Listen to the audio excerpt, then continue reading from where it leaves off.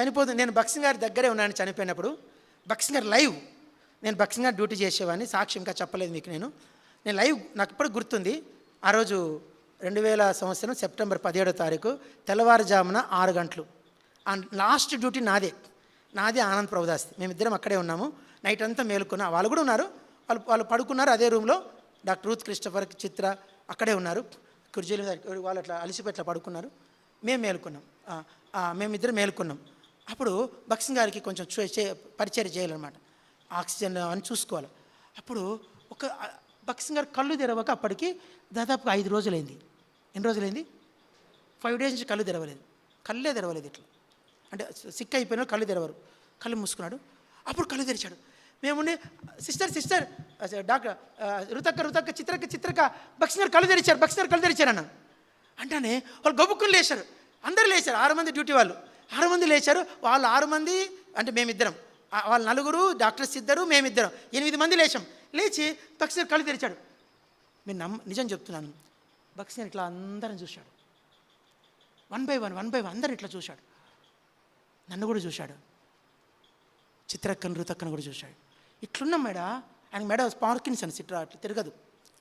ఇట్లా మొత్తం 6 మందిని 8 మందిని ఇట్లా చూశాడు. చూసి మళ్ళీ ఇట్లా ఒకసారి చూశాడు. కళ్ళు మూసుకున్నాడు. ఇంకా ఎంత ట్రై చేసినా, కార్డియాక్ అరెస్ట్ ఇచ్చినాం, ఏం చేసినాం, బ్రతకలేదు. 6 గంటల 5 నిమిషాలకు ఆదివారం పొద్దున్న భక్సింగ్ గారు పరలోకం వెళ్ళిపోయాడు. మాకేం దేవదూతలు కనపడలేదు, మాకేం పరలోకం కనపడలేదు. ఏ దృశ్యాలు? ఆయనకన్నా గొప్ప దైవజనుడు ఈ తరంలో లేరు. అంటే ఇంకా అదృశ్యమైన చూసే కన్నులు మనకు. అయితే అక్కడ దేవదూతలు వచ్చారు. ఎంతమంది వచ్చారో తెలియదు మనకు. అలా వచ్చి ఆయన ఆత్మ తీసుకుని వెళ్ళిపోయారు. ఆ దేహం అక్కడే ఉంది. అది వ్యాకుల భరితులు. ఆయన అందరూ పలకండి. నియామక కూటములకు ఎవరునూ రారు గనక సియోను మార్గములు ప్రలాపించుచున్నవి. అమ్మ చిన్న మాట అమ్మా, మీ మందిరానికి గేట్ ఉందా అండి? గేట్ ఉందా లేదా? త్వరగా చెప్పండి. పెద్ద గేటు కట్టుకున్నారు. ఏమైనా ఎంత పెద్ద గేటు మీది? ఒకేసారి 10 మంది రావచ్చు. ఆదివారం అయితేనే ఆ గేట్ దగ్గర దేవతలు నిలబడతారంట. ఆదివారం వస్తానే 300 మంది వస్తారు. సంఘ ప్రార్థన కూడా వస్తారంట దేవదూతలు. దేనికి వస్తారంట? సంఘం. ఎవరు రారంట. నియామక కూటములకు ఎవరును రారు గనక సియోను మార్గములు ప్రలాపించి. అయ్యో ఎవరు రావట్లేదు సంఘ ప్రార్థనకు, అయ్యో. ఎవరు ఏడ్చేది? మనిషి కాదు, ఆ గుమ్మము. ఆ గుమ్మం ఏడుస్తుందంట. అయ్యో, అది వ్యాకులం అంటే అర్థం తెలుసా? వ్యాకుల భర్త అంటే భర్త చచ్చిపోతే భార్య నెత్తి మీద బూడిద పోసుకొని ఏడుచుకుంటూ కూర్చుంటుందంట. అయ్యో నా పెనిమిటి పోయాడు. పెనిమిటి పోయిన యవనురాలు అంగలార్చుందంట. అయ్యో నా భర్త లేడు, అయ్యో నా ప్రజలు మందిరానికి రావట్లే. ఒక్కటి నేను చెప్తున్నాను, నువ్వు సంఘ ప్రార్థనను తృణీకరిస్తున్నావంటే దేవుడు నిన్ను తృణీకరిస్తాడు. ఎంత కష్టం ఉన్నా, ఎంత బిజీ ఉన్నా, ఎంత ఇబ్బంది ఉన్నా సంఘ ప్రార్థనకు రా. దేవుడు నిన్ను ఆశీర్వదిస్తాడు. నీ కోరికను సిద్ధి. సముద్ర వ్యాపారము నువ్వే తిప్పబడుతుంది. నేను చాలా బిజీ బ్రదర్, అయితే నీ కోరికలు ఏమి నెరవేరు, గుర్తుపెట్టుకో. Apply no reply. యవనస్తులు చెప్తున్నాను, సంఘ ప్రార్థన ముసలోళ్ళు చేసేది కాదు. ముసలోళ్ళకి ఏంటి గుర్తుపెట్టుకోండి, జాగ్రత్త తినండి. దావీదుకి గొర్రెల మంది ఉందండి. వినండి ప్లీజ్, లిజన్. నిరా అజయ్, నీకే సరి కూర్చో, విను వాక్యం విను. మీ అమ్మ నాన్న రాకుండా నువ్వు సంఘ ప్రార్థన రావాలి, అప్పుడు నేను దీవిస్తాడు. దావీదుకి చిన్న గొర్రెల మంది ఉంటాయి. ఎంతమందా? చిన్న గొర్రెల మంది. గొర్రెలు కాస్తా అంటే గొర్రెల మంది అంటే ముసలి గొర్రెలు ఉండవా అండి? అన్ని పడుచు గొర్రెలు ఉంటాయా?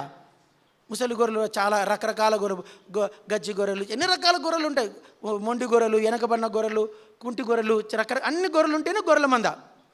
ఒక గొర్రెన కుంటిది ఉంటుంది, అది కాలు ఎగేసుకొని పోతూ ఉంటుంది. అన్ని గొర్రెల మంది ఉంటే ఒక లేత గొర్రె ఉందంట. సింహం వచ్చింది, చూసింది, అన్నీ చూసింది. అన్నిట్లోకెల్లా ఈ గిరి అనే గొర్రెపిల్ల చాలా బాగుంది. ఏ గొర్రెపిల్ల? లేతగా ఎట్లుంది? జస్ట్ 15 ఏండ్లు. ఎన్ని ఏండ్లు చెప్పండి, త్వరగా చెప్పండి. నేమనేది 50 ఏళ్ళ గొర్రెపిల్ల. ప్రసాద్ అనేది 56. దాని జోలికే పోదు. ఏ గొర్రెపిల్ల అది? పలకరేంటండి? ప్రసాదానికి ఎన్ని ఏళ్ళు? 56. అస్సలు ఆ జోలికే చల్లారావు దగ్గరికి అసలే పోదు. చల్లారావు దగ్గరికి నువ్వు నిద్రపో అంటుంది. ఏమంటుంది? నువ్వు నిద్రపో అంటుంది. విశ్వాస్ కుమార్ దగ్గరికి కూడా పోదు. ఎవరు కావాలి దానికి? గిరి కావాలా? లేతగా ఉన్నాడు, పాలు గారుతానే. కొవ్వు పట్టింది గొర్రెపిల్ల, తొలిచూలు గొర్రెపిల్ల వచ్చింది, లగ్గించుకుంది, వెళ్ళిపోతుంది. ఇప్పుడు చెప్పండి, సింహానికి ఏ గొర్రెపిల్ల కావాలా? ఎందుకు చల్లారావు దగ్గరికి పోదు? ముసలి గొర్రె. ప్రసాదం దగ్గరికి ఎందుకు పోదు? ముసలి గొర్రె. నేమేన దగ్గరికి ఎందుకు పోదు? ముసలి గొర్రె. దానికి ఎవరు కావాలా చెప్పండి? లేత గొర్రె కావాలి. యవనస్తులు గుర్తుపెట్టుకోండి, సైతానికి ముసలోళ్ళతో పనే లేదు. సైతానికి చెప్పండి, అందరు చెప్పండి, ముసలోళ్ళతో గట్టి చెప్పండి. సైతానికి ముసలోళ్ళతో, సత్యరాజుతో కూడా పని లేదు. చెప్పండి. సత్యరాజు నేను పడిచోడలే అనుకుంటాడు. చెప్పండి. సైతానికి ముసలి గొర్రెలతో పనే లేదు. దానికి ఎవరు కావాలా?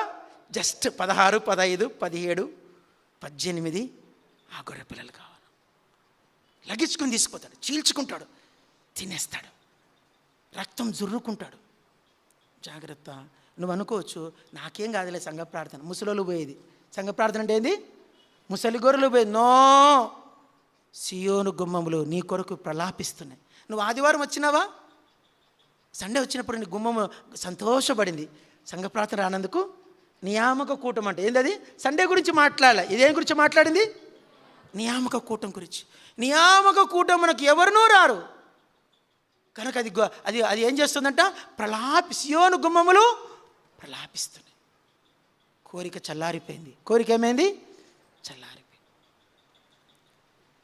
జాగ్రత్త. నువ్వు జయించేవాడవు ఉంటే నీకేమిస్తాడంటే జీవవృక్ష. నువ్వు ప్రేమ కాపాడుకున్నావు, మొదటి ప్రేమను కాపాడుకున్నావు. ఏం గిరి? ఏ ప్రేమను?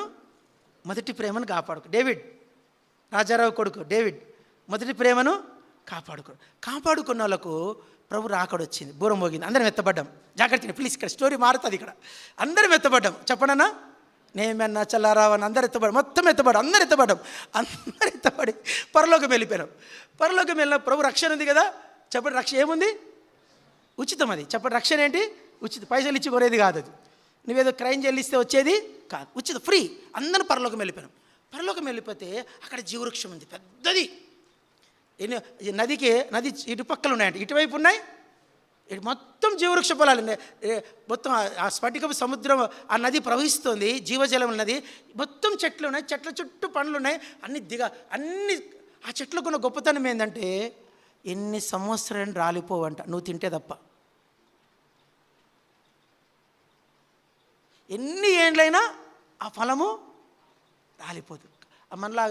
మన చెట్లకు పైకి ఉండవు, అన్నీ కిందికి ఉంటాయి.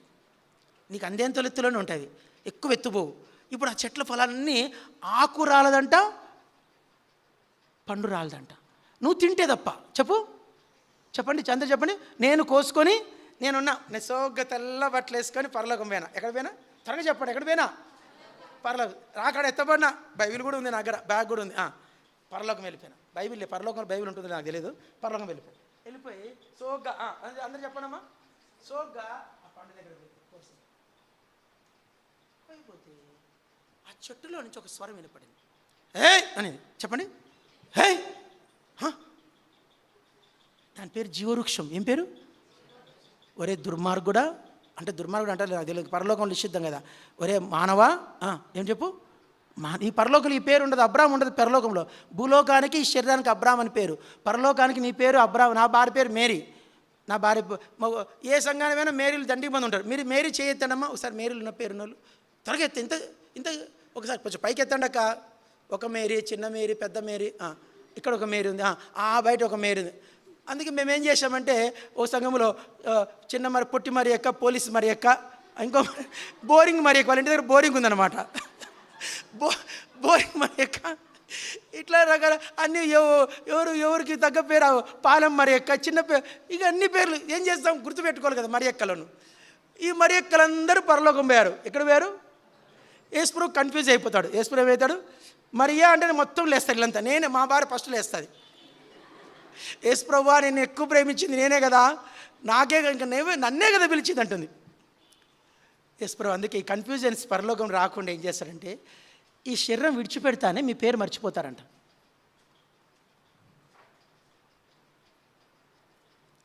ఈ శరీరం విడిచిపెడతానే చెప్పండి మీ పేరే మర్చిపోయారంటే లోకమంతా, మీ అమ్మ పేరు అంటే నాకు గుర్తులేదంటావు, మీ నాన్న పేరు నాకు గుర్తులేదంటావు, అసలు భూలోకంలో స్త్రీనా పురుషుడు అంటే నాకు తెలియదంటావు. మీరు ఫిమేల్ ఆర్ మేల్ అనేది కూడా మీకు పరలోకంలో గుర్తులోకి దేవుడు ఉండనీయడు. కొత్త పేరు ఇస్తాడు. ఆ వృక్షం అంటది, ఓ మానవా, నువ్వు భూలోకంలో బైబిలే చదువు, ఒక్కసారి కూడా బైబిల్ పూర్తి చేయలే. చెప్పండి, నీకు చదువచ్చు, ఒక్కసారి బైబిల్ పూర్తి చేయలే, మళ్ళీ సోగ్గొచ్చి జీవవృక్షం తీసుకుంటావా? నోరు ముయ్యి అంటుంది అది. నువ్వు వస్తావు, నువ్వు బల్ల పంచుతావు, నువ్వేం చేస్తావు? సోగ్గా బల్ల పంచుతావు, మాట్లాడుతుంది. భార్యను జీవితకాలం అంతా భార్యను కొట్టినావు, వచ్చి సోగ్గా బైబిల్ జీవవృక్ష బలం తీసుకుంటావా? నువ్వు నీ పిల్లలు ఇద్దరుంటే నీకు నమ్మికి ఇద్దరు పిల్లలు ఇచ్చాను, ఇద్దరిని భ్రష్టులను చేసి పెట్టినావు, ఇద్దరు దేవుని మార్గంలో నడవకుండా నీ మాదిరి జీవితం జీవించలేకపోయినావు, నువ్వు జీవవృక్ష ఫలాలు తీసుకుంటావా? జాగ్రత్త, పరలోకం వెళ్ళొచ్చేమోగా నువ్వు అందరికీ జీవవృక్ష ఫలాలు అనుగ్రహించబడవు. ఎవరైతే అంతం వరకు యేసుక్రీస్తుల ప్రేమను కాపాడుకుంటారో వారికే జీవవృక్ష ఫలాలు. నువ్వు విశ్వాసి, మంచి విశ్వాసి, బైబిల్ పూర్తి చేసినావు, జాగ్రత్తగా ఆత్మీయంగా ఉన్నావు, నీ నీతి నువ్వు కాపాడు, ఎవరి వైపు చూడలేదు. చెప్పు, మీ నాన్న వైపు, మీ అమ్మ వైపు, సంఘం వైపు, పెద్దల వైపు, ఎవరి వైపు చూడలేదు. నువ్వు క్రీస్తు కొరకే జీవించినావు. నువ్వు పరలోకం వచ్చినావు, బూర ఎత్తబడ్డావు, రక్షణ ఉచితం, పరలోకం వెళ్ళిపోయినావు. నిరభ్యంతరంగా కోస్తూ ఉంటే ఎన్ని తిన్నా నీ కడుపు నిండదు, తృప్తి జరగదు, ఇంకా తింటూ ఉంటాం. జీవితకాలం అంతా జీవవృక్ష ఫలాలు తింటాం. జాగ్రత్త, ఈ లోకములో నా అనుభవం చెప్తున్నాను. దాని పేరు జీవవృక్షం. ఏం పేరు అంటే మాట్లాడుతుంది. తర్వాత జీవకీటం వస్తుంది, తర్వాత చెప్తాను.